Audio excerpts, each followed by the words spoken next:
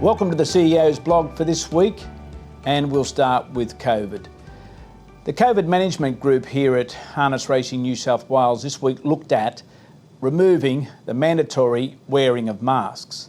We consider this very carefully because it is a contentious issue. We have participants that don't think they're necessary, and perhaps they are correct because, as we know, the government aren't making them mandatory. But we have a different situation with harness racing. What we have is, if there is an outbreak in the stable area, we would be required to close down for a fortnight, as do schools and other facilities. However, with harness racing, we cannot afford to close down for a fortnight. Owners must keep trying to win prize money, and trainers and drivers must earn their living.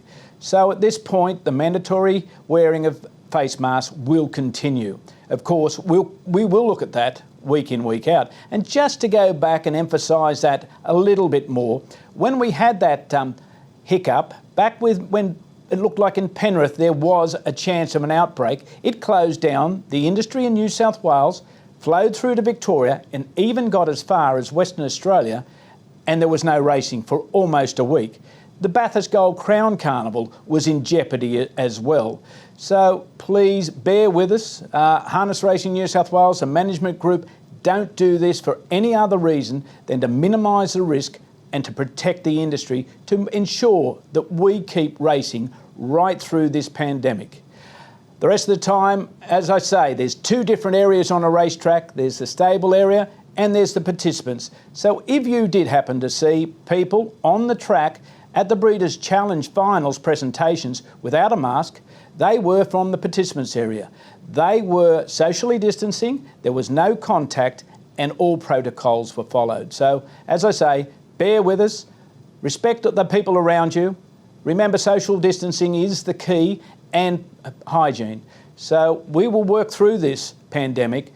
Australia is such a resilient country here in New South Wales as compared to what people have had to go through in Victoria. We have been so fortunate.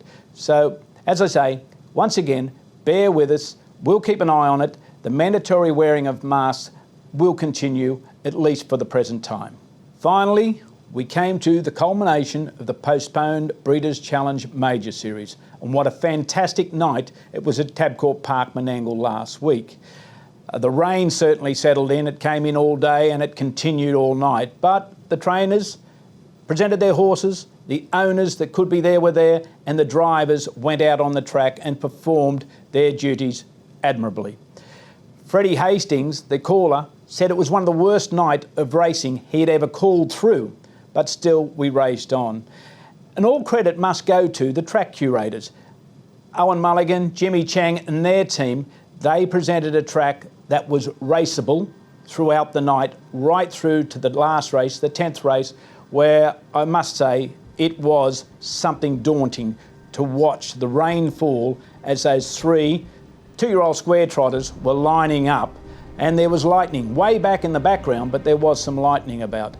The races went on, but just enjoy the highlights of what was a fantastic culmination to the Breeders' Challenge Major Finals and the Trots New South Wales Finals.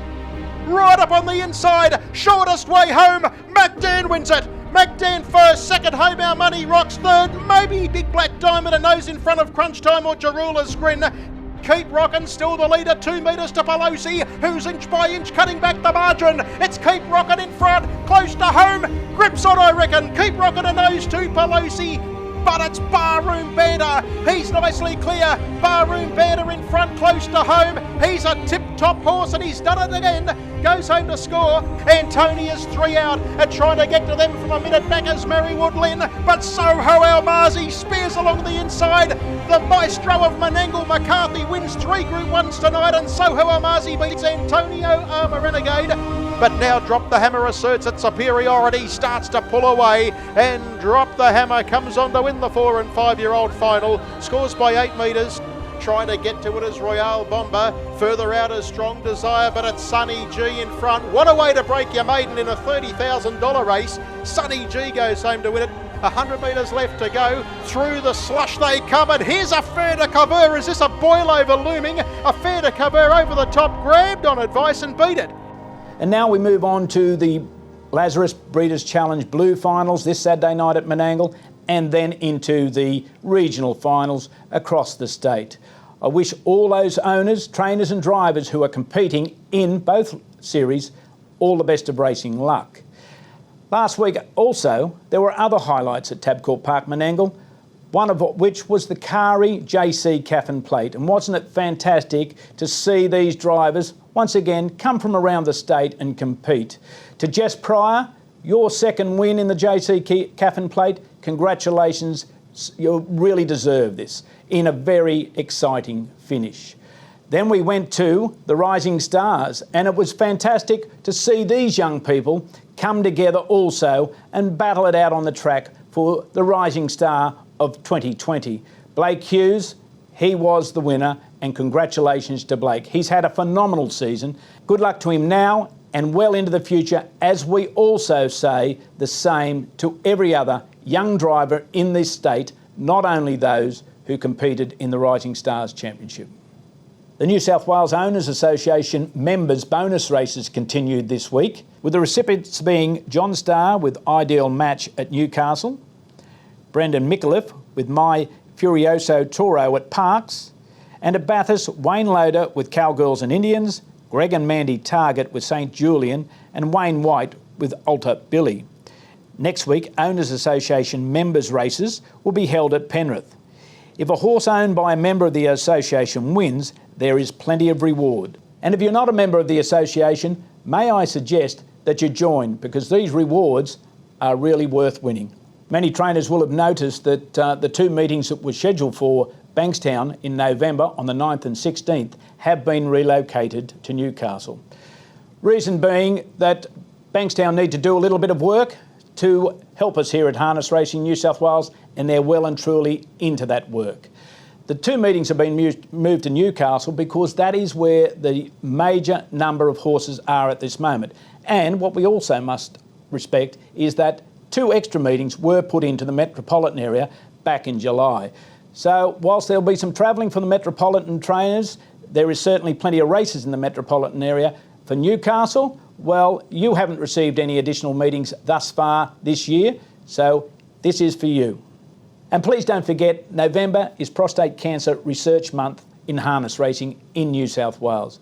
With the support of Harness Racing New South Wales, Club Menangle and the TAB, if horse number 4 in races win, run second or run third, money will be donated to prostate cancer research. So cheer all these number 4s on, and hopefully they will deliver a reasonable amount of money for prostate cancer research. And thank you to all breeders who are sending in the photos of their new foals. This week, Lex Bramble from Dubbo sent in this modern art on Angel's Wings colt, whilst Peter Nugent is very proud of his filly by Betting Line from Cullen's Jewel. I'm not one to pick which is best. Hopefully they're all good going forward. But this lovely little filly by Colonial Stallion Franco Nelson from Jovial Lass, sent in by Patrick Duggan, is a real cracker. As I said, send in your photos and we'll see whether we can run them in the coming weeks. And to close for this week, today, Club Menangle commemorated Bathsheba Day. Bathsheba Day is very important on the national psyche with what was achieved in World War I. Menangle Park was the training ground of many horses that went over to the Middle East with the soldiers to fight in the First World War. Harness racing participants have been involved in every world conflict that we've had, and on these sort of days we think of those and the contribution they made to making Australia the country that we currently live in. Looking forward, this week, Saturday night, don't forget the Blue Series finals, and of course on Sunday we have the Gilgandra Cup Day at Dubbo. Great racing all next week, so take it in on Sky Channel or on Sky Active. The coverage from Sky Active last week of the major Breeders' Challenge finals was absolutely terrific. So if you can, take in harness racing however you can, but whatever you do, have a great time. That's it for the week. Talk to you next week.